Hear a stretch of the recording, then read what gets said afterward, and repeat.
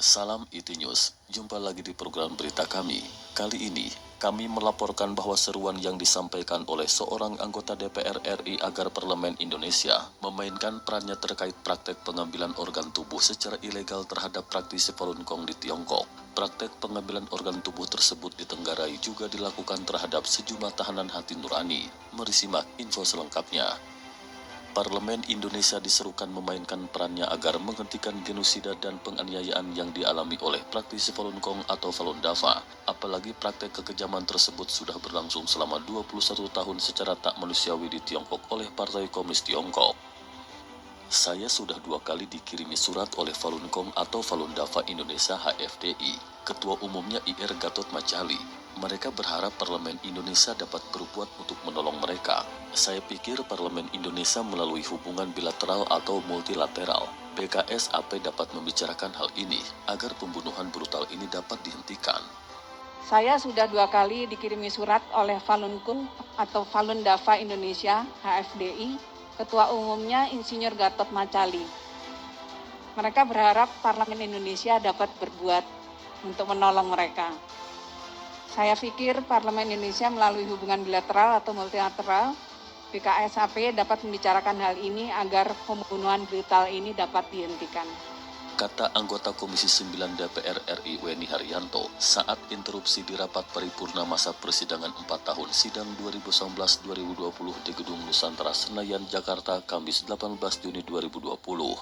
Rapat saat itu dipimpin oleh Wakil Ketua DPR RI Aji Samsudin yang didampingi oleh Ketua DPR RI Puan Maharani dan Wakil Ketua DPR RI Rahmat Gobel. Rapat itu dihadiri oleh anggota DPR RI secara fisik dan virtual yang disiarkan secara live oleh TV Parlemen. Politikus Partai Golkar dari Dapil Jawa Barat 6 itu memaparkan bahwa transplantasi organ tubuh memang sangat dibutuhkan di dunia. Ditambah lagi donor organ tubuh sangat ditunggu-tunggu di dunia. Sehingga kata Weni harga organ tubuh menjadi sangat mahal di dunia internasional. Akan tetapi, Weni mengungkapkan keganjilan yang terjadi di Tiongkok. Pasalnya donor organ transplantasi di Tiongkok dilakukan tanpa menunggu waktu yang lama. Hal demikian dikarenakan sumber organ berasal dari tahanan yang dibunuh secara tak manusiawi khususnya terhadap tahanan hati nurani. Di Tiongkok masa tunggunya hanya sekitar sampai 2 atau 4 minggu saja.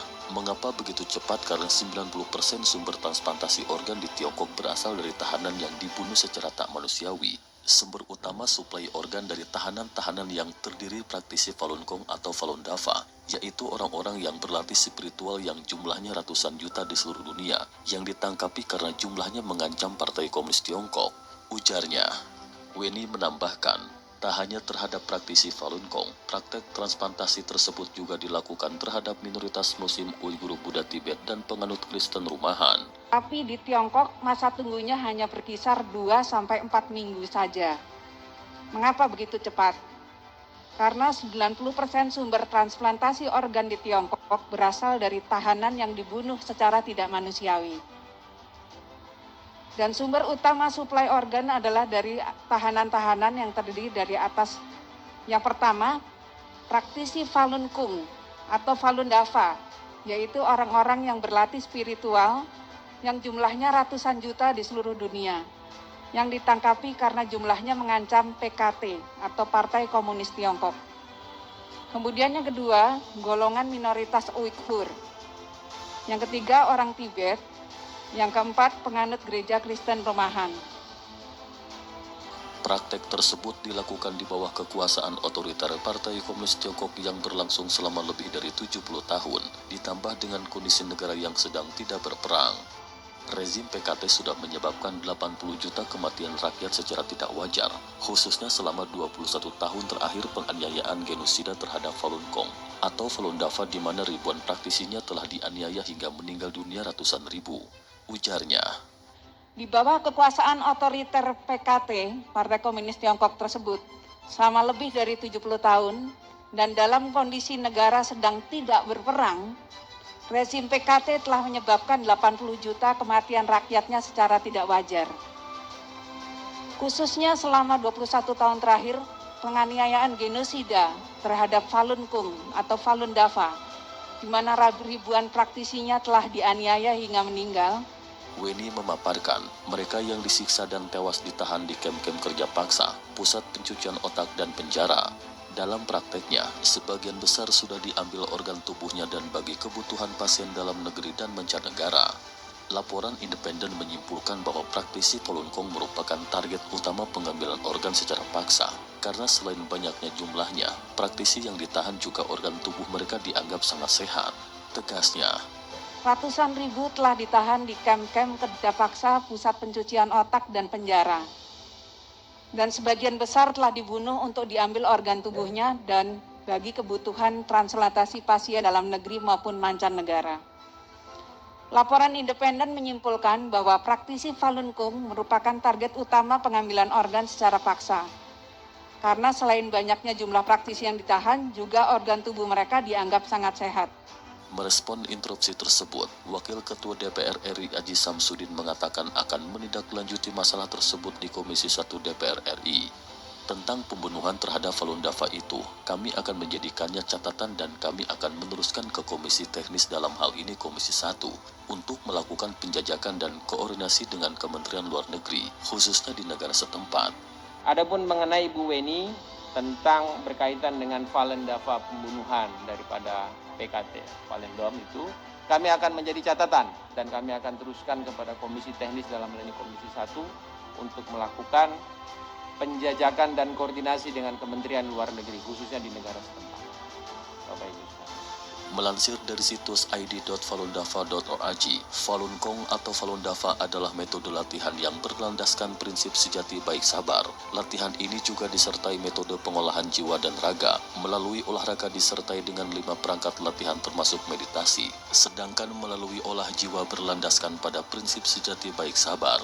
Selama puluhan tahun sejak Falun Dafa diperkenalkan ke masyarakat secara luas sejak pertama kali pada tahun 92, kini telah menunjukkan manfaat bagi jiwa dan raga bagi yang berlatih Falun Dafa. Mereka yang berlatih mendapatkan banyak manfaat mulai dari kesehatan secara jiwa dan raga serta penerapan prinsip sejati baik sabar dalam keseharian mereka.